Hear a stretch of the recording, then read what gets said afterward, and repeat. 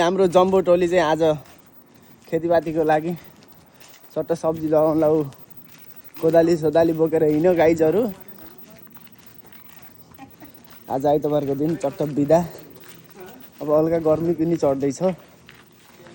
सट्ट अलिअलि धनियाँ सनियाँ खुर्सानीहरू लगाम भनेर हामी चाहिँ बारीमा जाँदैछौँ। हेलो हेलो नमस्ते गुड आफ्टरनुन। अहिले दिउँसोको 1 बजेको छ।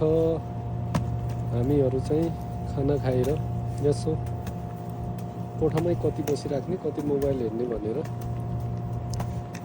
अलिकति कम्पनीको बाहिर खाली जमिन थियो। यो जमिनमा चाहिँ अलिकति धनियाँ लसुनहरू हरियो सागहरू लगाउने भनेर बारी खनिरहेको छु। हाम्रो भाइहरू अनि उता दाइहरू चाहिँ सबै काम गरिराख्नु भएको छ।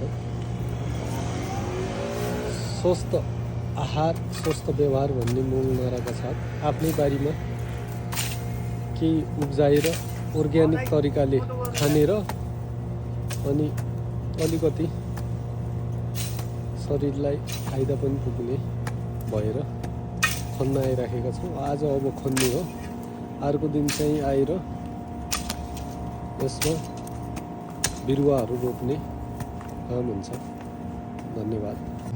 टक्क हाम्रो यहाँ दाइले फेरि यता धनियाँ सनियाँ उनीहरू सक्नु भएको छ।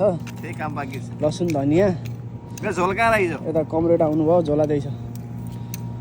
रुम राख्नु पर्दैन झोला। यहाँनिर चाहिँ सब सट्ट खनेर भइसकेछ। चाट्दै दाइले त्यहाँ धनियाँ रोप्दै हुनुहुन्छ फेरि अर्को।